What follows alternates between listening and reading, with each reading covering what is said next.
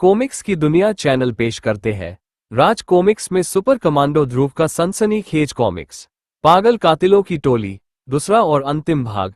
दोस्तों, भाग 1 चैनल पर मौजूद है, पहले उसे देखें। और मेरे चैनल पर और भी क्लासिक कॉमिक्स वीडियोस है, वो भी देखें और चैनल को सपोर्ट करें, क्योंकि आपका सपोर्ट ही मुझे हिम्मत देता है। क्योंकि सबका साथ सबका विकास, आत्मनिर्भर भारत। जय हिंद, जय भारत। और बॉडीगार्डों के शरीर बेहोश होकर जमीन पर आ गिरे। एक वहशी आकृति ऊपर से दोनों बेहोश व्यक्तियों पर कूदी। भारी बूटों का संपर्क दो खोपड़ियों से हुआ।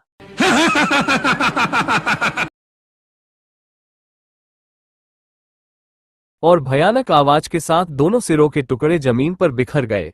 आवाज गोदाम के अंदर तक भी पहुंची। ये कैसी आवाज है? जरूर कोई पागल कातिल यहां तक आ पहुंचा है। राय का तेल लगा के इसको जरूर फाइनेंसर ने मुझे मारने को भेजा है। हुन अप्पा की होया।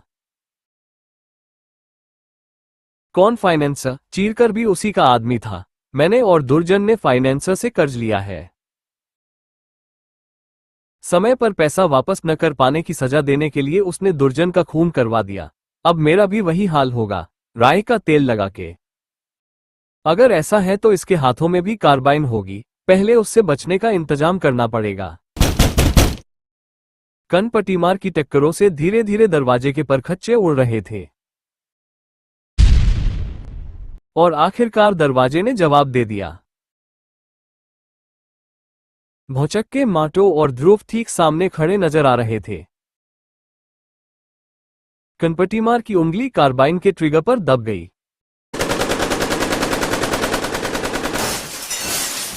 और एक छनाके के साथ अलमारी के शीशे और उसमें पड़ रहे प्रतिबिंबों के टुकड़े हो गए। ध्रुव ने दरवाजे के सामने अलमारी जो खड़ी कर दी थी। अगले ही पल कार्बाइन कनपटीमार के हाथ से दूर जा गिरी। अब मैं इसको भून कर रख दूंगा। पर तभी कनपटीमार के हाथों में 2 तलवारें चमक उठी।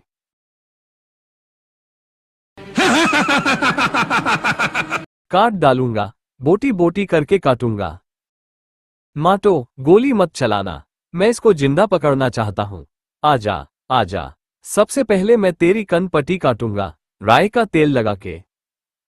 पहली तलवार ध्रुव के कानों को लगभग छूती हुई गुजरी और दूसरी तलवार की धार ने उसके कुछ बाल हवा में उड़ा दिए। ओह, इसके वार तो काफी सटीक पड़ रहे हैं। इसलिए इन तलवारों का कनपटी मार के हाथ मशीन की तरह चल रहे थे। एक तेज धार ने ध्रुव की कनपटी को काट दिया और दूसरे वार से बचने की कोशिश में ध्रुव अपना संतुलन खो बैठा और उसका सिर मेज के कोने से जा लड़ा। कुछ सेकंडों के लिए उसकी आंखों के आगे अंधेरा छा गया और कनपटीमार को माटो की तरफ ध्यान देने का मौका मिल गया। नहीं, नहीं, रुक जाओ। माटो ने कांपते हाथों से रिवॉल्वर कनपटीमार की तरफ तान दी। पर कनपटीमार के हाथ आटे की एक भारी बोरी को उठा चुके थे। माटो ने 6 की 6 गोलियां कनपटीमार पर झोंक दी, पर कोई भी गोली बोरी के पार नहीं जा पाए। कनपटीमार ने बोरी को एक तरफ फेंक दिया और एक भीषण वार से माटो का शरीर दीवार में मक्खी की तरह चिपक गया। हे राम, इसने मेरी आंखों के सामने माटो का कत्ल कर दिया। अब तक मैं अपने वारों को इसे पागल समझकर रोक रहा था, पर अब नहीं। ये तलवार को बड़े खतरनाक ढंग से लहरा रहा है। अब मुझे भी अपने लिए एक ढाल का इंतजाम करना पड़ेगा। ध्रुव ने लपक कर आटे की एक बोरी को उठा लिया, पर उसका इरादा इस बोरी को सिर्फ ढाल की तरह इस्तेमाल करने का नहीं था, बल्कि यह कनपटीमार को काबू में करने का एक हथियार भी था। लहराती तलवार ने एक ही झटके में बोरी के टाट को काट डाला। अगले कुछ पलों में क्या हुआ ये कनपटीमार नहीं समझ पाया, और कुछ समझ पाने से पहले ही कनपटीमार बेहोशी की दुनिया की सैर कर रहा था।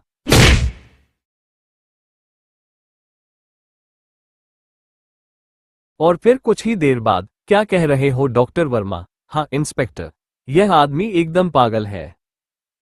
पर यह 1 हफ्ता पहले ही तो जेल से छूटकर आया है और तब तो ये बिल्कुल ठीक था, पर अब नहीं है। आप इसको तुरंत डॉक्टर शास्त्री के अस्पताल में भिजवा दीजिए। डॉक्टर शास्त्री के अस्पताल में डॉक्टर वर्मा का कहना ठीक था, ये पूरा पागल है, एक और पागल कातिल। मैं अभी अपने टेस्ट पूरे नहीं कर पाया हूं, पर मुझे यकीन है कि टेस्ट में कोई न कोई ऐसी चीज जरूर मिलेगी जो इनके अचानक पागल हो जाने पर रोशनी डाल सके। पता चलते ही खबर कीजिएगा डॉक्टर साहब, ये तो मेरी ड्यूटी है। ध्रुव वापस लौटते समय ध्रुव के दिमाग में नई जानकारियां घूम रही थीं। फाइनेंसर, यह एक नया नाम पता चला है और उसके पास इन कातिलों को पागल कातिल बना सकने की क्षमता भी है। पर जो कुछ भी हो, फाइनेंसर है बहुत चालाक।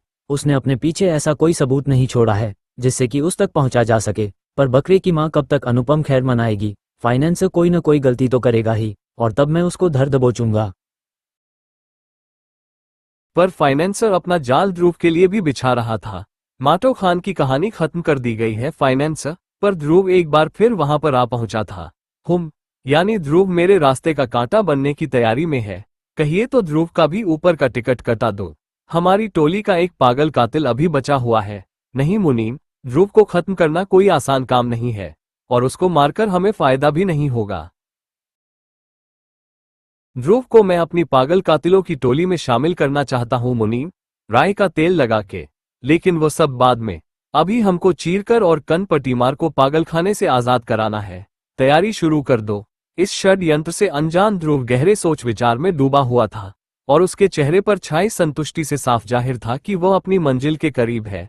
पर किस्मत उसको खुद ही फाइनेंसर तक ले जाने वाली थी।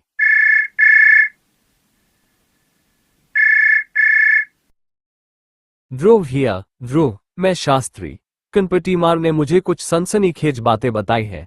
तुम तुरंत यहां आ जाओ। राय का तेल लगा के। मैं अभी आता हूं। राय का तेल लगा के।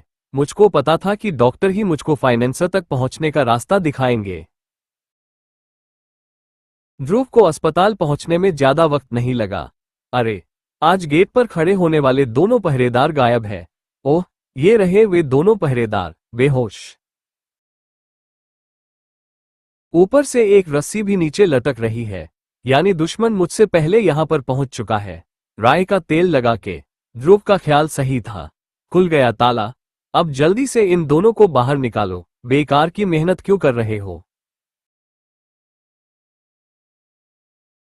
अभी 1 मिनट बाद इनको फिर से अंदर बंद करना पड़ेगा। सुपर कमांडो ध्रुव, तुम बिल्कुल सही वक्त पर आए हो। पकड़ लो इसको। अपने पीछे दरवाजा खुलने की चरमराहट सुनकर ध्रुव घूमा, और उसका शरीर कपकपाहट से भर गया। तीन तरफ से 3 पागल कातिल एक साथ उसकी तरफ बढ़ रहे थे। ओह, अब मुझे जल्दी से जल्दी इन मुसीबतों को ठिकाने लगाना होगा। पर कैसे? इन सनकियों पर तो मेरे वारों का कोई असर ही नहीं हो रहा है। और ये मुझको खिलौने की तरह उठा उठाकर फेंक रहे हैं। हवा में उड़ता हुआ ध्रुव का शरीर डॉक्टर शास्त्री के क्लिनिक के अंदर आ गिरा। इस वक्त अगर मेरी कोई हड्डी टूट गई तो फिर मेरी गर्दन को टूटने से कोई भी बचा नहीं पाएगा। ये तो डॉक्टर शास्त्री का क्लिनिक है, जहां पर वे पागलों का इलाज करते हैं, यानी मुझे भी यहीं पर पागलों का दिमाग कसना पड़ेगा। पर एक एक करके क्लिनिक के अंदर सबसे पहले घुसने वाला चीरकर था। और उसके अंदर घुसते ही ध्रुव ने एक झटके से दरवाजा बंद कर दिया। बाकी लोग बाहर ही रह गए, और चीरकर भी अपने आप को अकेला पाकर भ्रम में पड़ गया। और इससे पहले कि वो भ्रम से उबर पाता, ध्रुव के एक जोरदार वार ने उसको इलेक्ट्रिक चेयर में फेंक दिया, जिस पर मरीजों का इलाज बिजली के झटकों से किया जाता था। चीरकर के कुर्सी पर गिरते ही ऑटोमेटिक शिकंजों ने उसके हाथों और पैरों को कस लिया। अब ध्रुव के पास बटन को ढूंढकर दबाने का बहुत समय था। बटन के दबते ही एक जानवरों जैसी चीख के साथ चीरकर का दिमाग अंधकार में डूबने लगा। ध्रुव ने एक पागल कातिल को रास्ते से हटा दिया था, लेकिन अभी आराम करने का वक्त नहीं आ पाया था। एक कड़ाकेदार आवाज के साथ दरवाजा टूट गया। हे भगवान, अब तेरा ही सहारा है। इस वक्त अगर चंडिका या कमांडो फोर्स यहाँ पर होती तो इन मर्दूदों से निपटना आसान हो जाता। मगर फाइनेंसर ने अपना जाल बहुत सोच समझकर बिछाया है और इस जाल से बचकर निकल पाना मुझे मुश्किल लगा। बाप रे, पागल के एक ही घूंसे में खोपड़ी पंखे की तरह घूमने लगी है। पर मेरी बाह में क्या गड़ रहा है? ये तो भरे हुए इंजेक्शन हैं। इनको शायद इलाज के लिए तैयार करके रखा गया है, पर इनमें कौन सी दवाई भरी है? खैर, इतना दिमाग लगाने की कोई जरूरत नहीं है, अभी खुद ही पता चल जाएगा। कनपटीमार ध्रुव को अपने भारी शरीर के नीचे दबा लेने के लिए आगे लपका। लेकिन ध्रुव तब तक अपने स्थान से खिसक चुका था। कनपटीमार सिर्फ ध्रुव का हाथ दबा पाया और साथ ही साथ इंजेक्शन भी। तेज सुई कनपटीमार की बाजू में जा धंसी, पिस्टन पूरा दब गया और साथ ही साथ इंजेक्शन में भरी नींद की तेज दवाई का असर तुरंत समाने आ गया।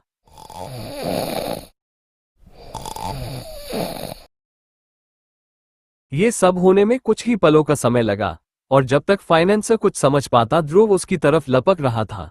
अगले ही पल फाइनेंसर ने अपने आप को एक मजबूत शिकंजे में पाया और धातु की एक तेज और ठंडी धार उसकी गर्दन पर आ टिकी। अपने पालतू को रोको, वरना सांस की नली के 2 टुकड़े कर दूंगा। अर्क, रुक जाओ, धरफाड़। शाबाश, अब इसको अपने पिंजरे में वापस जाने का हुक्म दो और फिर मेरे सवालों के जवाब। तुम्हारा खेल खत्म हो चुका है फाइनेंसर। लेकिन ध्रुव अपने पीछे से बढ़ रहे खतरे से अनजान था। ध्रुव को ऐसा लगा मानो उसके सिर पर पूरी छत आ गिरी हो और फिर उसका दिमाग कुछ पलों के लिए सुन्न हो गया। जब उसकी आंखों के आगे सितारे नाचने बंद हुए तो उसने अपने आप को एक मजबूत गिरफ्त में पाया और उसकी आंखों के सामने खड़ा था एक आश्चर्य। डॉक्टर शास्त्री, क्या तुम भी इन पागल कातिलों के साथ मिल गए हो? मिल गए हो? अरे मैं ही इनका सरदार हूं मूर्ख, मैं ही फाइनेंसर हूं। ये तो मेरा मुनीम है, राई का तेल लगा के। लेकिन तुम मेरी पागल कातिलों की टोली में जरूर शामिल होने जा रहे हो, गन्ना चूस के। वह कैसे डॉक्टर साहब? जैसे ये बाकी कातिल शामिल हुए हैं, राई का तेल लगा के। सिर्फ एक इंजेक्शन लगने की देर है, फिर तुम्हारा दिमाग भी इन सब की तरह असंतुलित हो जाएगा, गन्ना चूस कर। मगर मुझे पागल करके तुम्हारा क्या फायदा होगा? उसके बाद तुम हमारी टोली के सदस्य बनकर मेरे हुक्म पर बेशुमार कत्ल करोगे और तुमको कोई सजा नहीं मिलेगी, क्योंकि तुम पागल होगे और पागलों को कोई सजा नहीं मिलती है। उनको मेरे यानी डॉक्टर शास्त्री के पास भेज दिया जाता है और मेरा दूसरा रूप यानी फाइनेंसर बार बार उनका इस्तेमाल करता है। पर जब मैं पागल हो जाऊंगा तब तुम मुझको कंट्रोल कैसे करोगे? इस हिप्नोटिक व्हील के जरिए। इससे हिप्नोटाइज यानी सम्मोहित होने के बाद तुम सिर्फ मेरा हुक्म मानोगे और जब ध्रुव मेरी पागल कातिलों की टोली में शामिल हो जाएगा तब मेरा पैसा वापस न करने की कोई सोचेगा भी नहीं। मुझे तो लगता है कि यह इंजेक्शन तुमने अपने आप को लगा लिया है, वरना तुम अपनी अच्छी खासी डॉक्टरी छोड़कर यह गलत काम कभी न करते। शक तो मुझे तुम पर पहले ही हो चुका था।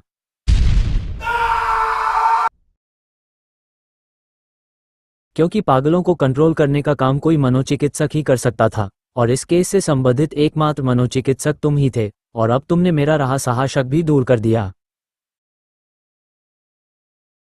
अब तुम यहां से जिंदा बचकर नहीं जा पाओगे। धरफाड़ मेरी टोली का सबसे खतरनाक कातिल है और इसका पहला शिकार तुम बनोगे। धरफाड़ अटैक। और धरफाड़ किसी पागल सांड की तरह ध्रुव की तरफ लपका। शास्त्री ठीक कह रहा है, धरफाड़ पागलपन की भी सीमा पार कर चुका है, इसीलिए यह अपने शरीर पर लगी किसी भी चोट को महसूस नहीं कर पा रहा है। आओ, अब मेरी ताकत भी जवाब दे रही है। अब तो इस पार या उस पार वाला मामला है। ध्रुव के बड़े हाथ में जमीन पर गिरा हुआ सर्जिकल चाकू आ लगा और ध्रुव ने उसको तेजी से लहराना शुरू कर दिया। मैं इसको जान से मारना नहीं चाहता, क्योंकि यह अपनी हरकतों के लिए खुद जिम्मेदार नहीं है। इसलिए मैं इस पर वही ट्रिक आजमाऊंगा जो मैंने चीरकर पर कैसीनो पर आजमाई थी। मैं धरफाड़ के शरीर पर इतने सारे छोटे छोटे घाव लगा दूंगा कि जल्दी खून निकलने से इसकी ताकत मुझसे पहले खत्म हो जाए। और उसके बाद में फाइनेंसर की खबर। खून की कमी से धरफाड़ की ताकत में कोई कमी नहीं आई थी, बल्कि शरीर से बहते खून की झलक ने उसके वहशीपन को और भड़का दिया था। एक धड़ाके के साथ ध्रुव को अपने शरीर की सारी हड्डियां कड़कड़ाती महसूस हुई। उसकी आंखों के आगे अंधेरा छा गया।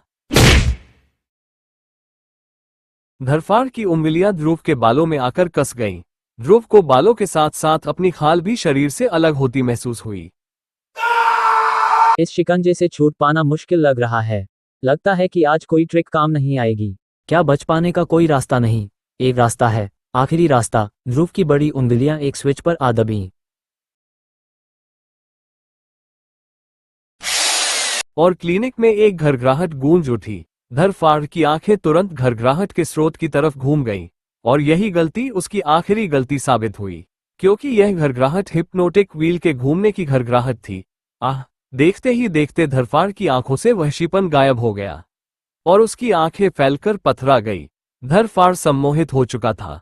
अरे अरे, यह क्या हो गया? राई का तेल लगा के तू बच गया। कैसे बच गया? मैं तुझको पागल करके ही छोड़ूंगा। छोड़ो फाइनेंस, अभी तो यहां से भागने की सोचो। हट, तू बच नहीं पाएगा। तू मेरा पालतू बनेगा, मेरा पागल कातिल। ओह ओह, अपनी स्कीम को तबाह होते देखकर शास्त्री का दिमाग भी सनक रहा है। शास्त्री के ज्यादा जोर लगाने पर मुनीम ने अपनी पकड़ एकाएक ढीली कर दी और एक झटके से शास्त्री अपना संतुलन खोकर जमीन पर आ गिरा। इंजेक्शन वाला हाथ उसके शरीर के नीचे आ दबा और जब शास्त्री खड़ा हुआ तो इंजेक्शन की सुई उसके पेट में धसी हुई थी। पिस्टन पूरा दबा हुआ था और शास्त्री के होठों पर था एक पागल का अट्टहास। ये तो पागल हो गया। अपना हथियार यह अपने आप पर ही चला बैठा। अब सिर्फ तुम बचे हो मुनीम। मुझे माफ कर दो ध्रुव जी, मैं तो सिर्फ मुनीम हूं। इन पागलों के चक्कर में खामख्वाह फंस गया था। यह फैसला मैं नहीं, अदालत करेगी मुनीम। फिलहाल तो तुम पुलिस को फोन करके बुलाओ, राई का तेल लगा के। और फिर भगवान का न्याय भी अजीब है ध्रुव। वह हम मनुष्यों को हमेशा याद दिलाता रहता है कि मौत से बदतर भी कुछ सजाएं हैं, जैसे पागलपन। ठीक कह रहे हो इंस्पेक्टर, इस जैसे पापी के लिए मौत की सजा तो बहुत छोटी सजा होती। भगवान ने इसको खुद ही उम्र कैद की सजा दे दी है। दोस्तों, आपको ये वीडियो कैसा लगा? कमेंट करके जरूर बताएं और अपने भाई को सपोर्ट करें। जय हिंद, जय भारत।